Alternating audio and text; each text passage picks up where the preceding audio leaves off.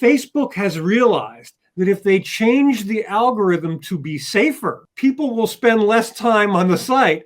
They'll click on less ads. They'll make less money. And we've got statements like this from the Wall Street Journal. This campaign puts China a step ahead in policing tech platforms as governments around the world grapple with how to respond to automated technologies that are rewiring business and social interaction. We all share a common problem. It's what relationship do we want to have with big tech? And these laws are actually putting China in advance. And now that we've got the Facebook incident, suddenly the reports are coming out that maybe China had a few good ideas in some of those laws. We can learn from what China is doing, and that's an important message. Hey everyone, before we get started in today's video, I'd like to take 1 minute of your time to thank today's video sponsor, Surfshark VPN. The video that you're about to watch details the future of Facebook, algorithms, and your data on the internet. This is an extremely important episode as we're going to look at America, the EU, and China, and how each of these regions are keeping your data safe and secure. What's really important is that if you are interested in having a better and more safe experience online, you must invest in a virtual private network, a VPN. And the company that I trust and use personally is Surfshark VPN. Now, Surfshark VPN has been a longtime sponsor of this channel, and I really appreciate their amazing partnership. Now, if you're in the market for a VPN, I'm going to highly encourage you to take advantage of this offer. Simply use my promo code Cyrus at checkout, and you can save an amazing 83% off the retail price. In addition, because Black Friday is coming soon, Surfshark VPN is going to throw in an additional 4 months of free service, and it is always guaranteed with a 30-day money-back guarantee. Everybody, check out Surfshark VPN in the details down below, and let's jump into today's action-packed episode.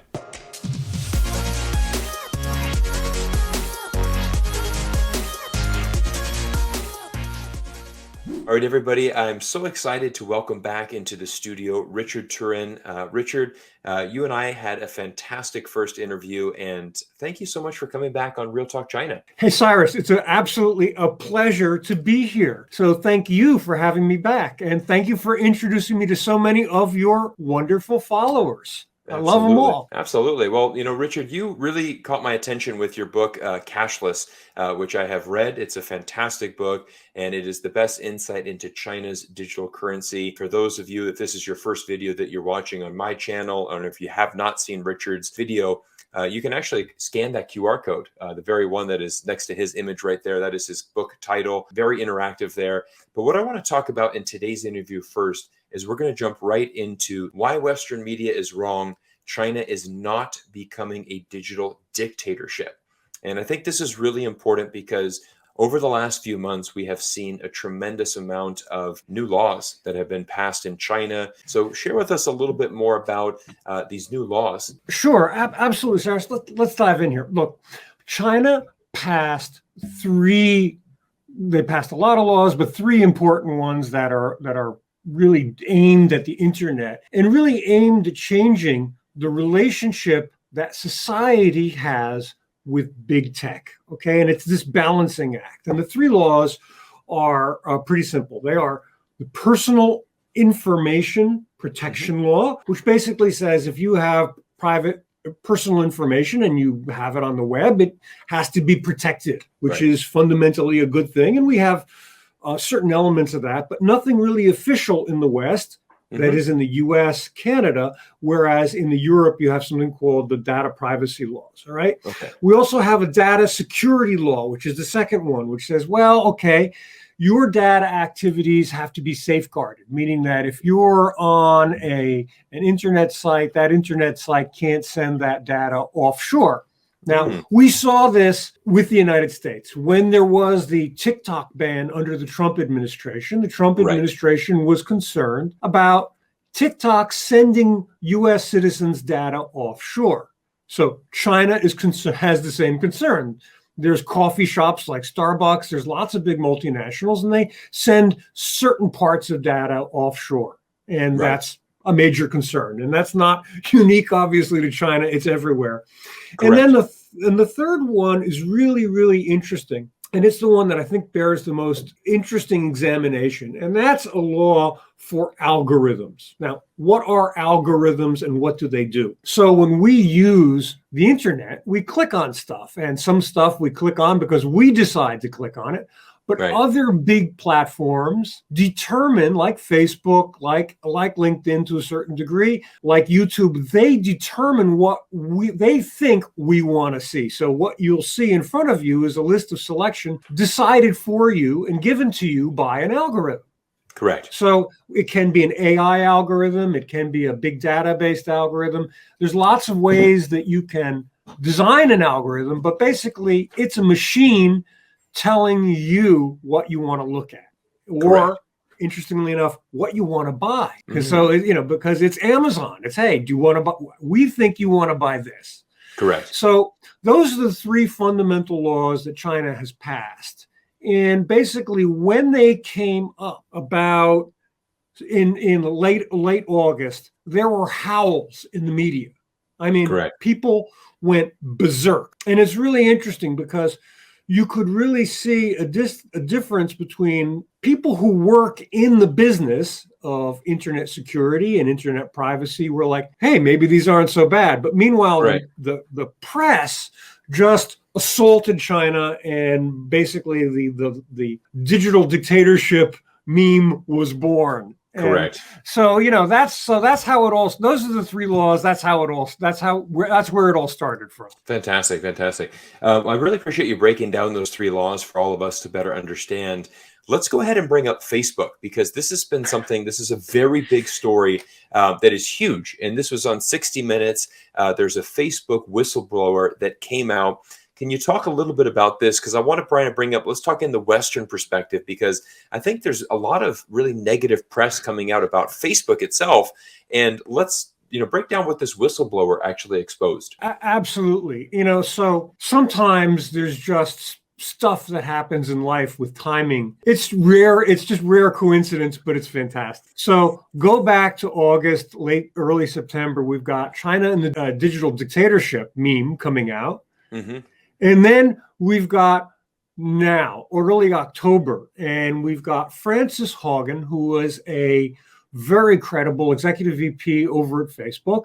Mm-hmm. And she came out with many statements about how Facebook is using their algorithm to drive you to click on stuff. And that doesn't mean that they want to make a harmonious society. What they're doing is they're using Facebook algorithm to make you click on stuff that may be divisive or may be controversial, because as far as Facebook is concerned, the more clicks, the better. That's really what they're after. So Correct. Here's her quote in direct.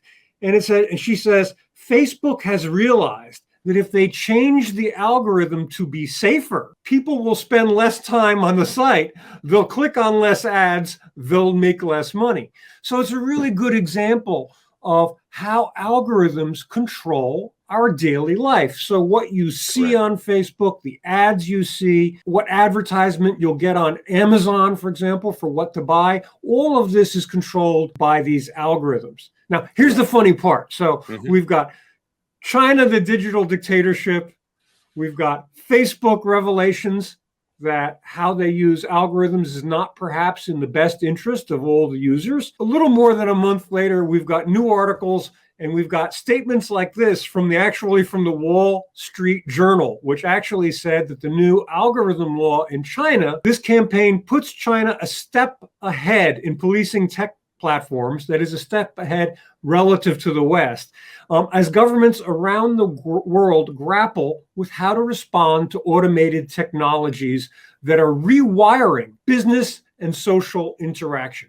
And that's the real issue here. So we all share a common problem, and this is EU, US, Canada, we're all in the same boat. It's what relationship do we want to have with big tech? And these laws are actually putting China in advance. And now that we've got the Facebook incident, suddenly the reports are coming out that maybe China had a few good ideas in some of those laws. And that's really something to behold. And I'm glad. And there's something real going on here. We can learn to a certain degree from what China is doing. And that's an important message. We do see China as this innovator. For example, our first episode talking about the central bank digital currency, CBDC, that's a great innovation that they're doing. And then this is what they're saying is, we don't necessarily see China as a regulatory innovator, but in this case, they are. And that is something that, again, why we certainly are advocating a better relationship between China and America, because there are things that both countries, can learn from each other. And I think this is really just the tip of the iceberg when we're talking about Facebook. And we're seeing that, it is a very large company that is really having problems being controlled in the United States. I don't think you have that government control in America. I mean, my question to you, Richard, is there a similar law is there an algorithm law that would exist in America, or is this really the big issue that we're seeing right now? Oh, that's the big issue we're seeing. And it's really, look, that's a wonderful question, and let's dive into it. So the fascinating part is that the US basically allows big tech to go unregulated. Okay. However, the EU has passed what's called the General Data Privacy Regulation, GDPR. So they have a better concept of protecting your data. And now the EU is coming out with a second law you'll see it in the next couple of months, which will strive to control AI and algorithms to a degree.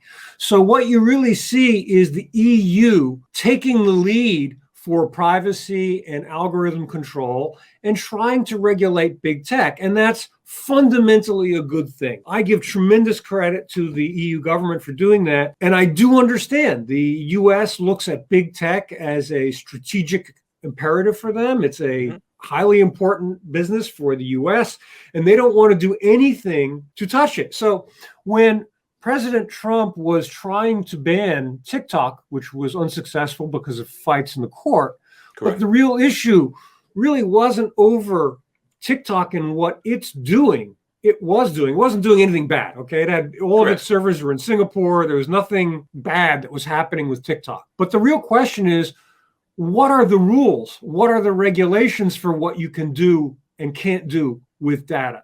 And the United States doesn't have any of those yet. So we really don't have these algorithm laws. We don't have the data protection law. We don't have personal information laws. We're used to hearing people say, oh, China's internet is like the Wild West. Actually, the US's internet is more like the Wild West than China's is right now, because it doesn't have these fundamental rules to keep it in check. And we'll get them someday. And my hope, as you were just saying, is that somehow the US learns a little bit from China, can take certain pieces of what China did, see what works, see what doesn't work, and hopefully make the internet a better place for everybody. Well, I think that's really a key thing that we see, because for example, one of the scary things that I had read, when we're talking about social media is, for example, we look at the increasing rate of teenage suicide. For example, this would be a very good example of why this algorithm needs to have some privacy laws, and there needs to be basically the algorithm laws, right? I mean, exactly like this whistleblower had said, Facebook knows that if it pushes this kind of controversial content, it could potentially create a bigger divide in society. But at the end of the day, it's pretty lucrative to do that. And again, we're very much react on emotion. So if we're going to have articles that are pushing fear or that are pushing divide, they're going to get more clicks. Definitely knowing. I think, I have a good question for you. Sure. What do you think is the good relationship between tech and society? That I'd like to know, like, what in a perfect world, I think that is what every country needs to be striving towards. And I think all of us are on this journey. Like you said, China has passed these laws. The United States have not passed similar laws as of yet. The EU is in the process of doing that. So what does that look like in your world, this good relationship between tech and society? That is such a big question that I don't even know where to start. So the answer is, I don't think we're ever going to have a perfect relationship between big tech and society. It will be a constant problem of one form or another. But there are certain elements of that. So the elements are essentially that you and your data are treated well, and that you should have some control over what is essentially a vacuum cleaner for your data. Some Correct. of the tech sites are that, basically you click, hi, yes, I want to go here. And they have tremendous ability to suck down data off your mobile phone, off of your laptop, your history, whatever. So we want a better relationship with our data. That's the first thing. The second thing was we want to know that it's secure and that it's not being sold off and Correct. or stolen. So these are two issues that would make our relationship better.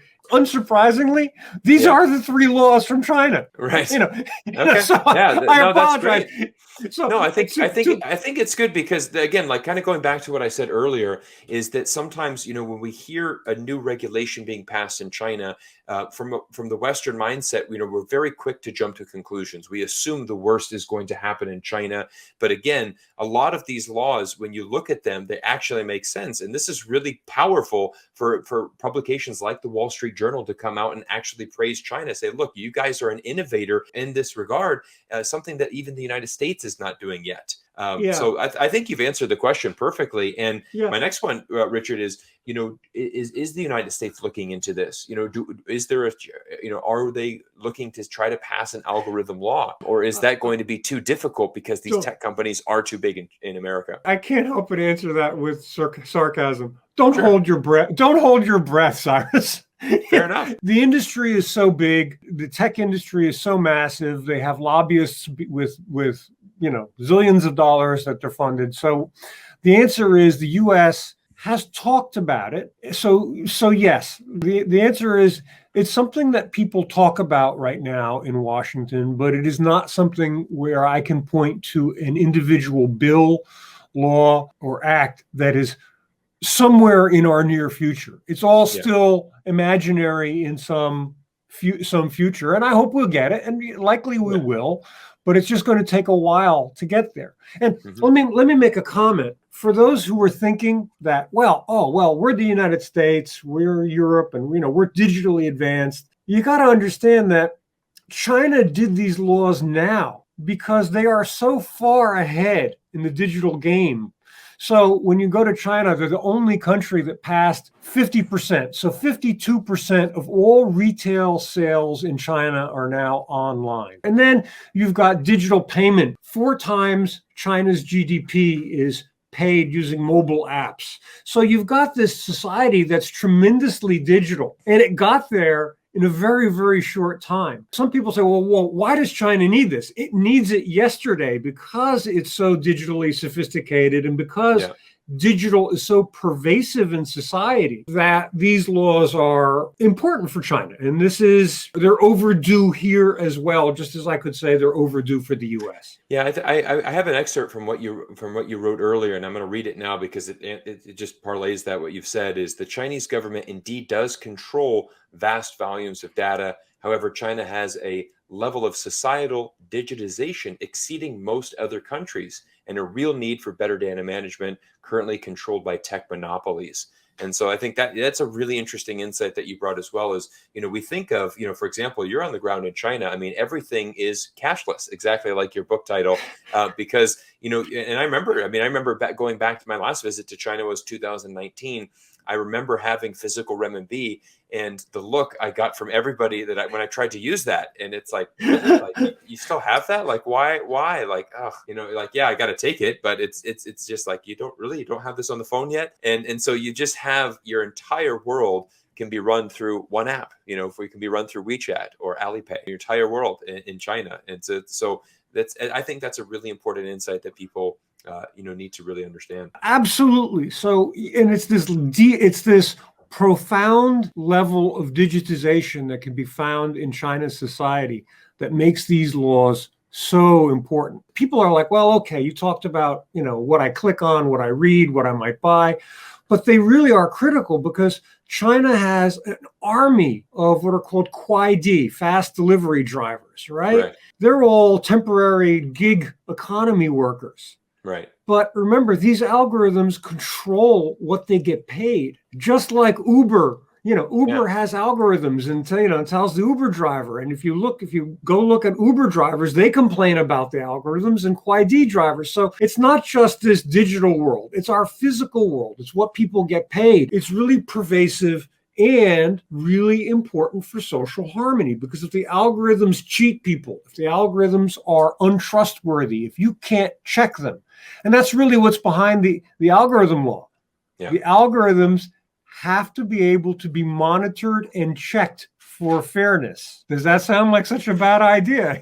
Well, I think, and I'm going to quote you. I'm going to have another paragraph that you wrote. I think is really good as we come to the end of this episode. China's big tech laws are not designed to kill big tech, as is commonly reported in the media. Instead, they try to better define its role in society so that digital technology can actually grow even larger. And I think that's a really important point that I want people to understand. When they say, China is trying to kill Tencent or Alibaba or Didi, the ride sharing app. These are all very important parts of Chinese society. And I think we have to kind of zone out of the short-term noise and instead look more long-term. What is going to be, and I think, like you said, and this is my last question to you, Richard. Do you think these three laws that China has passed, would this be, a good model for other countries around the world? Absolutely. And the fact that you've got the EU with its GDPR regulation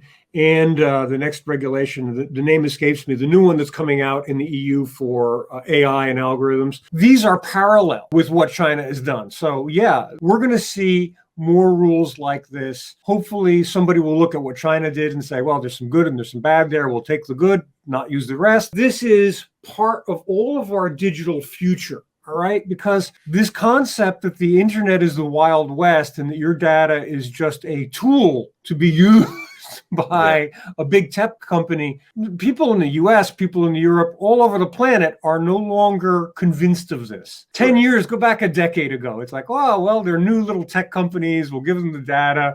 It's no big deal. They provide us with free service. That's nice. Well, now we understand that they're monolithically large companies, too big to fail, and if you use the bank term. And these are no longer little upstarts anymore. They are at the foundation of our societies, and we need to have some control over them. And by the way, it's not the first time historically we've been here. Remember the Bell telephone breakup. Absolutely. We lived through that. I remember that in the 80s. So we've looked at what technology's role in society should be and what is a monopoly, which is a separate thing that China is also working on. But we've looked at these problems and confronted them. They are hard to confront. They are important that we do confront them. Pardon me. Well, I think, Richard, I think you and I are both in agreement that it comes from cooperation and learning from each other. And I think, you're on the ground in China providing some really great insights into the fintech industry there, to the banking. And I really want to thank you for your time today, giving us an insight into these new regulations with the tech industry. And I think, China has a long-term plan.